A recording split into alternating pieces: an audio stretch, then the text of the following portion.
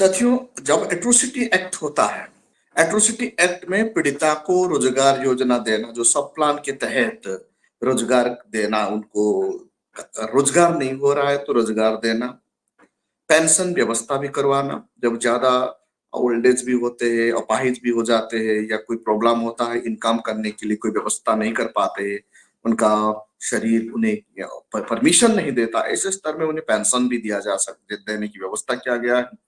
उसके साथ-साथ उनका प्रतिक राशि के तौर पर उनको जो मामला चलता है, उनमें भी मदद करना गवर्नमेंट का रिस्पॉन्सिबिलिटी है। इतने ही नहीं, उसके साथ वो उनके लिए घर भी बना के देना। अनुसूचित जाति, अनुसूचित जनजाति को जब भी एट्रोसिटी होता है, तो उनका मकान तोड़ दिया जाता है। तो ऐसी स्थिति में गवर्नमेंट का ये दायित्व बनता है कि उन्हें घर बनाने के लिए हेल्प करना या घर बना के भी देना। घर बनाने के लिए जैसे ईंट, पत्थर, अ, जैसे भी जो आवश्यकता है, लेबर चार्ज से लेकर सब कुछ मुहैया करना, ये गवर्नमेंट का रिस्पॉन्सिबिलिटी बनता है। आवश्यक संसाधन की सुविधा है तो उन्हें उन्हें उन्हें योग्यता उन्हें उन्हें जो चाहिए वो सब देना चाहिए। जैसे वस्तुओं की पूर्ति करना, विद्युतीकरण करना, जहाँ अनुसूचित जाति, अनुसूचित जनजाति रहते हैं उनको ऐसे लोगों के लिए, इस एरिया के लिए अच्छा पानी की पीने की पानी का व्यवस्था कर देना, सड़क मार्ग बना के देना, मेडिकल फैसिलिटी करवा देना उस गाँव में। ये तमाम सुविधा जो आर्टिकल 21 के तहत आता है, वहाँ जहाँ एट्रोसिटी एक्ट होता है, ऐसे सुविधा इन लोगों को देने के लिए अनुसूचित जाति, अनुसूचित जनजाति को सुविधा मुहैया करवाने के लिए नियम कहता है। एट्रोसिटी एक्ट का सेक्शन 16 क्या कहता है? राज्य स्तरीय सतर्कता और मॉनिटरिंग टीम एक बनता है, मॉनिटरिंग समिति बनता है। उस समिति का मुखिया होते हैं चीफ मिनिस्टर। चीफ मिनिस्टर का दायित्व क्या होता है और क्या करना चाहिए उनको, इसमें कौन-कौन शामिल होते हैं? वित्त मंत्री आते हैं, अनुसूचित जाति, अनुसूचित जनजाति मंत्री भी आते हैं, कल्याण विभाग आता है, यानी फाइनेंस डिपार्टमेंट, अनुसूचित जाति, अनुसूचित जनजाति कल्याण विभाग और चीफ मिनिस्टर, ये सब लोग आते ही आके अनुसूचित जाति, जनजाति संबंधित सदस्यों को फायदा कैसे मिलेगा, उन्हें एट्रोसिटी कैसे नहीं होगा, ये तमाम विषय पर कानून बनाया जाता है और फंडामेंटल राइट को सुरक्षा देने के लिए स्टेट गवर्नमेंट का रिस्पॉन्सिबिलिटी बनता है।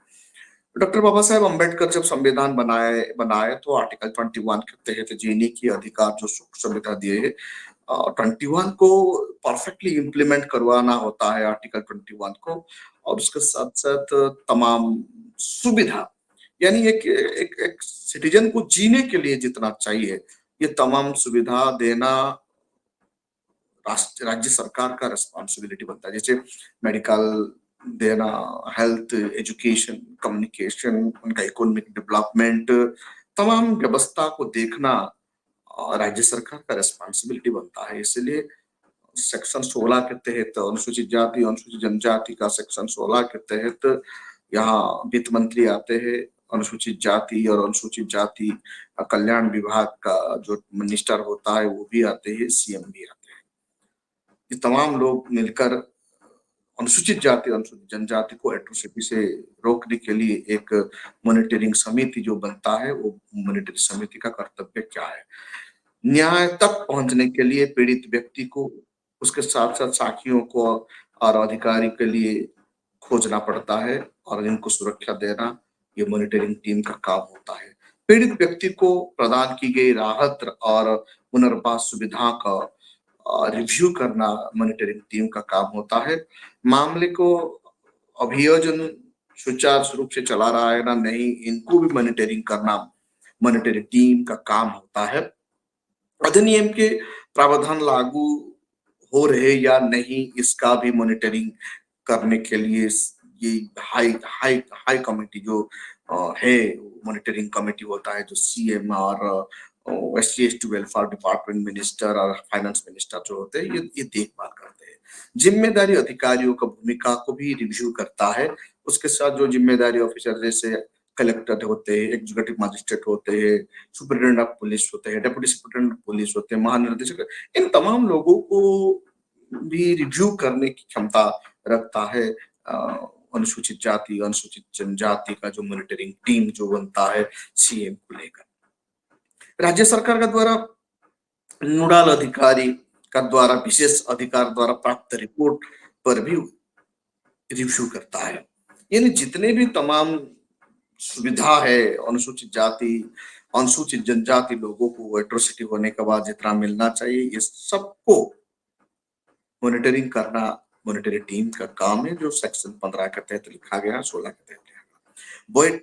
इनका मीटिंग कैसे होता है? वर्ष में 2 बार, जनवरी और जुलाई में होता है। एट्रोसिटी एक्ट का हर वक्त जनवरी और जुलाई इस दोनों महीने में 2 बार मीटिंग होता है और अनुसूचित जाति अनुसूचित जनजाति का स्थिति के बारे में, एट्रोसिटी के बारे में वहां रिव्यू होता है, पुनरावलोकन किया जाता है।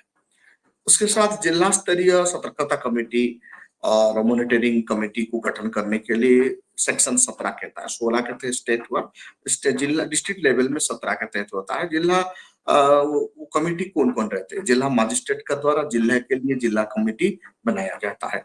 कौन कौन रहते हैं वहां? डिस्ट्रिक्ट मजिस्ट्रेट डीएम अध्यक्ष होते हैं, जिला समाज कल्याण अधिकारी सदस्य सचिव होते हैं और निर्वाचित संसद वहां का मेंबर रहते हैं, जो लोकल एमएलए और एमपी रिप्रेजेंटेशन रहता है, और पुलिस अधीक्षक भी वहां रहते हैं, मेंबर रहते हैं। अनुसूचित जाति और अनुसूचित जनजाति से राज्य के 3 समूहों के अधिकारी राजपत्रित अधिकारी रहते हैं। उसके साथ और कौन रहता है?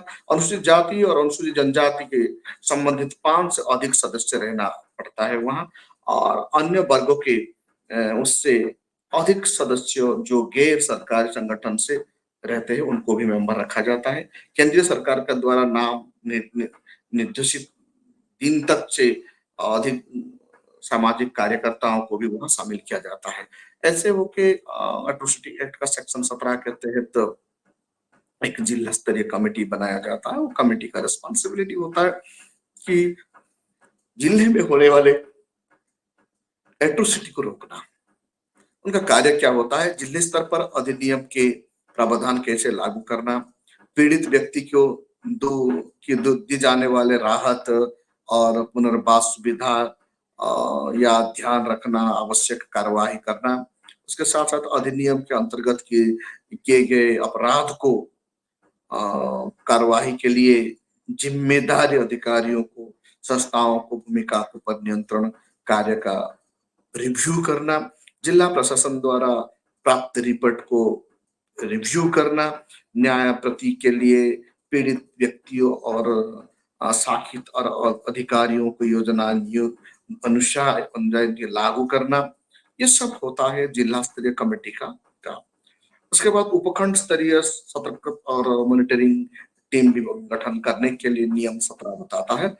जो उपखंड सब डिविजनल लेवल में, डिस्ट्रिक्ट लेवल के बाद सब डिविजनल लेवल होता है, वो गठन कौन करता है? उपखंड मजिस्ट्रेट द्वारा उपखंड के लिए एक सदस्य बनाया जाता है, जो इनको कहते हैं सब कलेक्टर। उपखंड मजिस्ट्रेट वहां का अध्यक्ष होता है, सब कलेक्टर वहां का अध्यक्ष होते हैं। ब्लॉक विकास अधिकारी सदस्य सचिव रहते हैं। उपखंड के राज्य विधानसभा और राज्य विधान परिषद के सदस्य भी रहते हैं।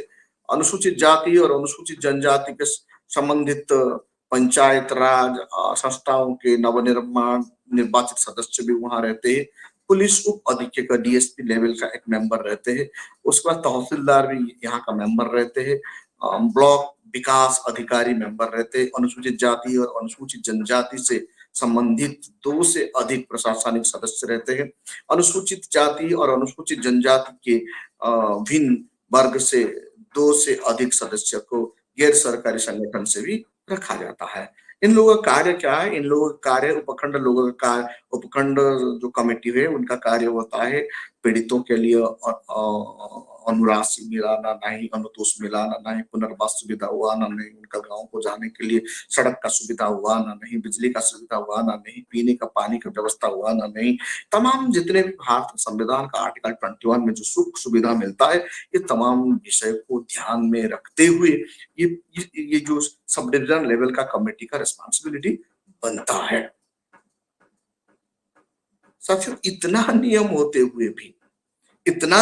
हुए भी आज अनुसूचित जाति अनुसूचित जनजाति को इतने ज्यादा टॉर्चर क्यों होता है, ये सोचने की बात है।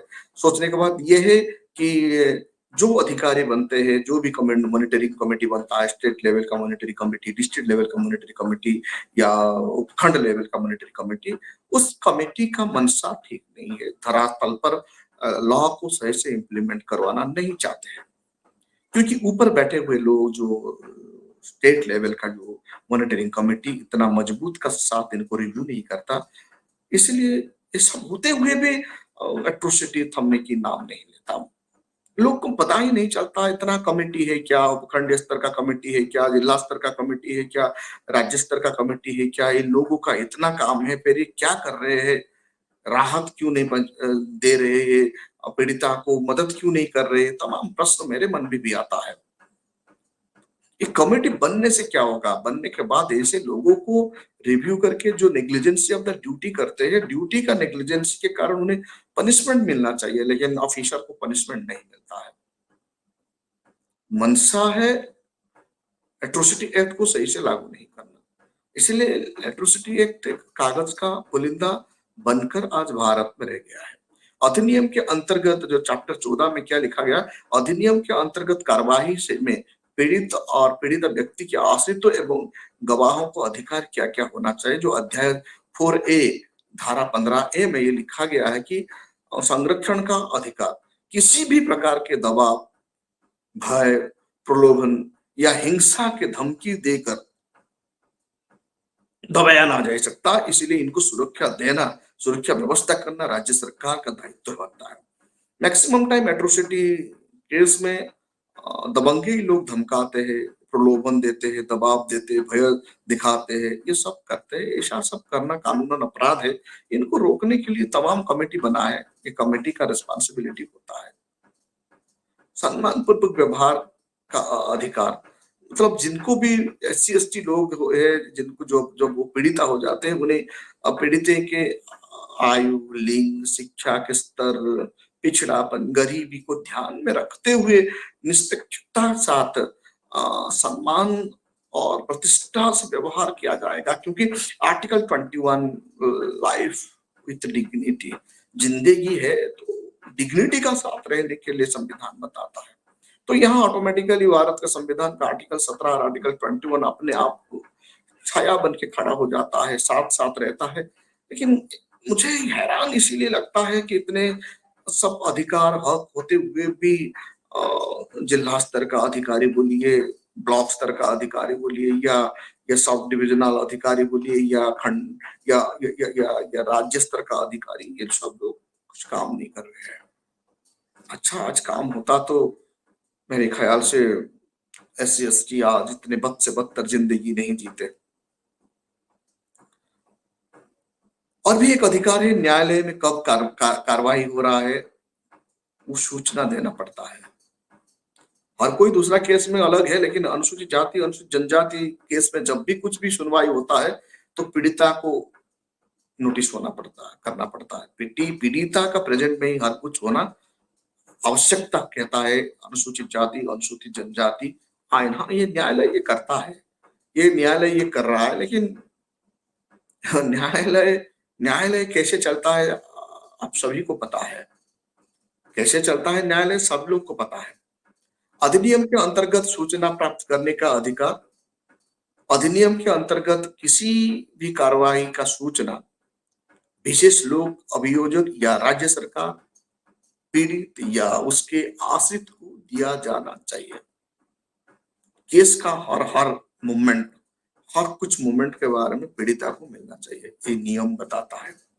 ये सब व्यवस्था भारत में क्यों बनाया गया है, भारत का संविधान ये सब क्यों करने के लिए मजबूर करता है, क्योंकि भारत का संविधान निर्माता डॉक्टर बाबा साहेब अम्बेडकर को सही से पता था कि अनुसूचित जाति, अनुसूचित जनजाति कितना टॉर्चर होते हैं, कितना एट्रोसिटी हो रहा है, ये सब बाबा साहेब अम्बेडकर को पता था। इसीलिए बाबा साहेब अम्बेडकर भारत का संविधान का आर्टिकल 17 में एबोलिशन शब्द अनटचेबिलिटी लिखे हैं, और जो 1950 के बाद जो एट्रोसिटी करता है ऐसे व्यक्ति को ये कानून पकड़ लेता है और उन्हें सजा दिलाता है। साथियों, हम सब लोगों को दो चीज जानना बहुत जरूरी है। पहले भारत का संविधान, उसके साथ साथ एट्रोसिटी एक्ट के बारे में हर कोई अनुसूचित जाति, हर कोई अनुसूचित जनजाति व्यक्ति को एट्रोसिटी एक्ट को सही से पढ़ना बहुत जरूरी है। मैं आपको पूरा महत्वपूर्ण जितने व्यवस्था था उतना आज बता दिया। तो लगभग चैप्टर 14 खत्म हो चुका है और थोड़ा सा बच गया है। आने वाला कल में ये आप लोगों को बताऊंगा, जो कि अनुसूचित जाति, अनुसूचित जनजाति के लिए बहुत आवश्यकता है। Thank you. अगर आपने अभी तक हमारा चैनल सब्सक्राइब नहीं किया है तो सब्सक्राइब करें और घंटी का बटन बिल्कुल भी दबाना ना भूलें ताकि सभी लेटेस्ट खबरें पहुंच सकें आप पे सबसे पहले।